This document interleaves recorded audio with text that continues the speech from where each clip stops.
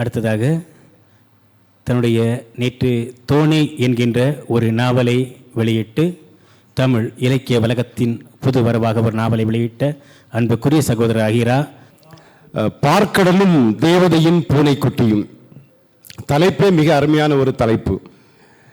அந்த புத்தகத்தை திறந்து பார்க்கிற பொழுது அந்த முதல் பக்கத்தில் இப்படித்தான் ஆரம்பிக்கிறது.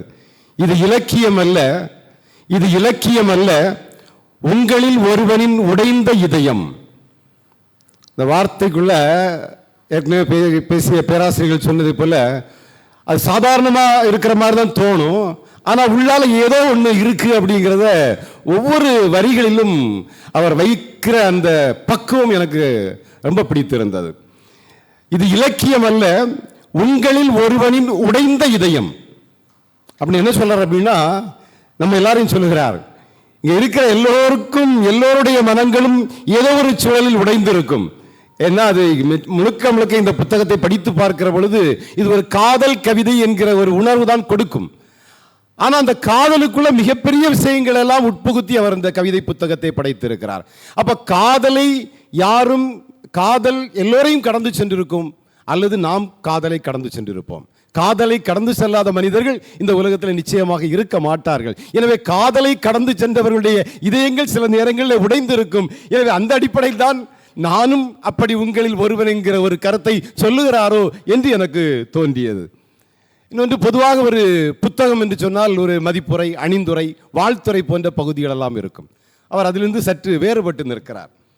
அழகாக எழுதியிருக்கிறார், எனக்கு ஆசியுரை, அணிந்துரை, வாழ்த்துறை எல்லாமே என்னுடைய வாசகர்கள் தான் என்று சொல்லி ஒரு 100க்கும் மேற்பட்ட அவருடைய கவிதைகளை வாசித்து வாழ்த்திய அல்லது ரசித்த நபர்களுடைய ஒரு 3 வரிகள் 4 வரிகள் ஒரு பத்தியை தன்னுடைய நூலுக்கு அணிந்துரையாகவும் வாழ்த்துறையாகவும் மதிப்புரையாகவும் பதிவு செய்திருக்கிறார். அது ஒரு மிகச்சிறந்த ஒரு வித்தியாசமான மிகச்சிறந்த ஒரு பண்பாக நான் பார்க்கிறேன்.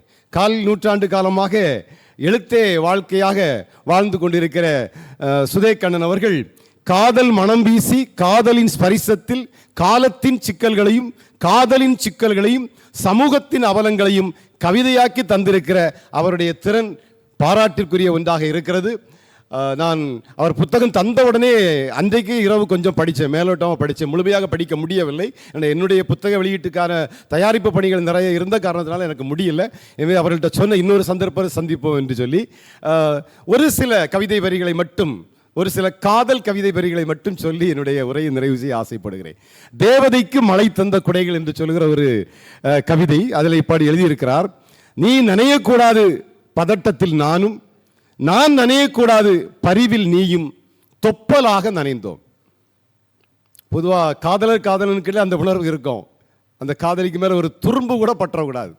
அது காதலிக்கிற பொழுது, காதலித்த பிறகு அல்லது அந்த காதல் கைகூடிய பிறகு அல்லது திருமணத்துக்கு பிறகு அப்படி நீடிக்கிறார் என்பது கேள்விக்குறி. ஆனால் காதலிக்கிற பொழுது ஒரு துரும்பு கூட அந்த காதலிக்கு தன்னை நேசிக்கிற அந்த பொண்ணுக்கு மேலே பற்றக்கூடாது. நீ அவனும் நினைப்பாள், அதை போல அவளும் நினைப்பாள். அதை அழகா சொல்லியிருக்கிறார். நீ நனையக்கூடாது பதட்டத்தில் நானும், நான் நனையக்கூடாது பரிவில் நீயும், தொப்பலாக நனைந்தோம். அதெல்லாம் விஷயம். அதுக்கு பிறகு சொல்றாரு, நனையாமல் கைவீசி நடந்தது நமக்கு நடுவில் காதல்.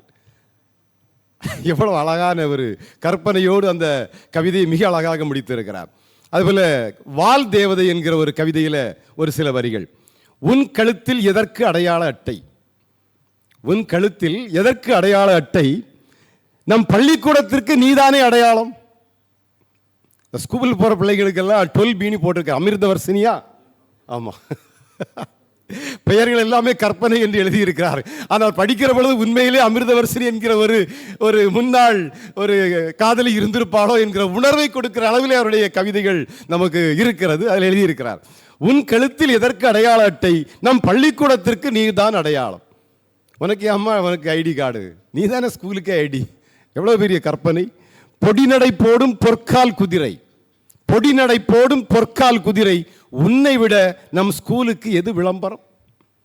ஸ்கூலுக்கு அட்வர்டைஸ்மெண்ட்டே நீ தானே. கரும்பு தின்ன கூலியா, கரும்பு தின்ன கூலியா, உன்னிடம் ஃபீஸ் டொனேஷன் கேட்டால் ஸ்கூல் மேனேஜ்மெண்ட் மேல் கேஸ் போட்டு கோர்ட்டு இழுப்பேன், பார்த்துக்கோ. இந்த அப்படியே அந்த கவிதை நிலையில வந்து அப்படியே அந்த வட்டார மொழியை கொண்டு உள்ள புகுத்துறார். ஸ்கூலுக்கு மேலே கேஸ் போட்டு கோர்ட்டுக்கு இழுப்பேன் பார்த்துக்கோ அப்படிங்கிறார். ஒரு மனசாட்சி வேண்டாமா? நீ படிப்பதால் தான் நம் பள்ளிக்கு 4 இடத்தில் மரியாதை. 4 இடத்தில் நம்ம பள்ளிக்கு நீ படிக்கிறதால தான் மரியாதைன்னு நிறுத்தினா கூட போகிறோம். அதுக்கும் இன்னும் அதிகமாக போய் மரியாதை, மதிப்பு, மகிமை எல்லாமே உன்னால தான் அப்படின்னு சொல்லி அந்த 3 வார்த்தையை அங்கே கொடுக்குறார். மதிப்பு, மரியாதை, மகிமை என்று சொல்லி அந்த அந்த பெண்ணோடு உள்ள அந்த அந்த பெண்ணையும் அந்த பள்ளியையும் வைத்து அவர் அந்த கவிதையை புனைந்திருப்பது படிக்க படிக்க திருப்பி திருப்பி படிக்க தோன்றுகிற அளவில் ரசிக்கிற விதத்தில் அந்த கவிதையை படைத்திருக்கிறார். உண்மையிலேயே அதை படிக்கிற பொழுது ரொம்ப மகிழ்ச்சியாக இருந்தது. ஏன்னா காதல் கவிதைகளை வாசித்து வெகு காலம் ஆகிவிட்டது. எனவே அவருடைய கவிதைகளை வாசிக்கிற அப்படியே சில நினைவுகள் எல்லாம் பின்னோக்கி நம்மை இழுத்து செல்லக்கூடிய விதத்தில் அந்த கவிதைகள் இருந்தது.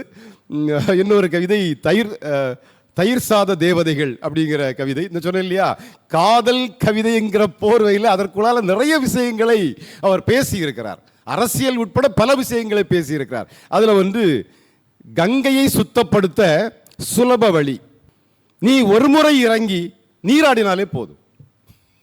பாருங்க, காதலிக்க மகிமை எங்க இருக்கு.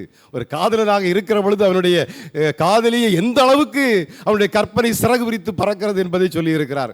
நீ சந்தித்த நேரம்தான் யமகண்டம், நீ சந்தித்த நேரம்தான் யமகண்டம், நீ கவிதை வேற எழுதுவியா, எதுகை மோனை எதுவென்று இதுவரைக்கும் நான் அறியேன், எதுகை மோனை எதுவென்று இதுவரைக்கும் நான் அறியேன், என் கவிதைகள் எல்லாம் உன் வசம்தான் கண்மணியே நான் அறிவேன். சாரி, அங்க அறியேன், இங்க அறிவேன். என் கவிதைகள் எல்லாம் உன் வரம் தான், வேற ஒன்றும் கிடையாது அப்படின்னு மிக அழகாக அந்த காதல் கவிதை நிறைவு செய்திருக்கிறார். இப்படி பல்வேறு கவிதைகள் மிகச்சிறப்பான கவிதைகளாக நிறைய பேச முடியும். ஒவ்வொரு கவிதைகளும் நின்று பேச முடியும்.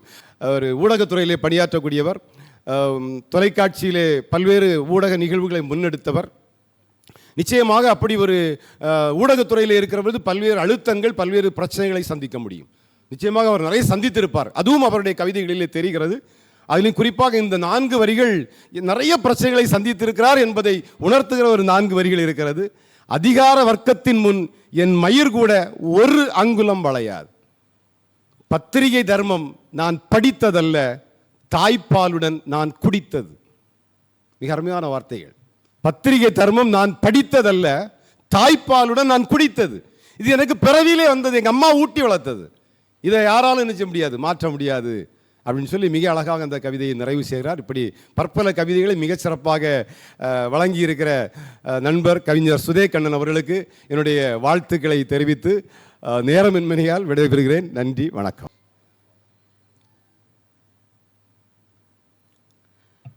தன் உறவினர்களை வழியனுப்ப வேண்டிய நேரத்திலும் என்னுடைய கவிதைகளை வரி வரியாக பேசி வார்த்தைகளை வைரமாக பற்றிய அன்பு அண்ணன் ஆகிற அவர்களுக்கு மிக்க மிக நன்றி. நான் யார் தெரியுமா தர்பார்களில் என் பெயர் தெரியுமா கேட்டு நின்று இறைவன் சிரித்திருக்கிறேன். தூணிலும் துரும்பிலும் இருப்பவன் என் உயிர் துகளில் இருக்க மாட்டானா? மூலையில் கிடந்தாலும் மூலவர் நான். நீ சீப் எடிட்டரும் நானே, கேமரா லைட்டிங் பாயும் நானே, பப்ளிகேஷன் ஓனரும் நானே, ஆபீஸ் போண்டா டீ பாயும் நானே. நான் சுற்றும் வட்டம் சிறிது, எனக்கு சுதந்திரம் பெரிது. நான் எறும்பு, என் நிலம் எங்கும் என் கால்கள். நான் ஆயிரக்கணக்கான வாய்ப்புகள் வந்தது, பெரிய பெரிய வாய்ப்புகள் வந்து எதுவுமே நான் போகல. எனக்கு ஒரு சின்ன பத்திரிகை, எனக்கு ஒரு இன்ஜூடியோவில் ஒரு டிவி, எனக்கு இது போதும். அவருடைய ஓனரும் நான் தான், முழு உரிமை நான் தான். அதனால தான் இவ்வளோ சுதந்திரமாக என்னால் இயங்க முடிகிறது. அண்ணன் சொன்ன மாதிரி எனக்கு ஒரு மிக நிம்மதியான ஒரு வாழ்க்கை. இந்த சிறப்புரையாற்றிய ஆகிற அவர்களுக்கு நன்றி தெரிவித்துக்கொண்டு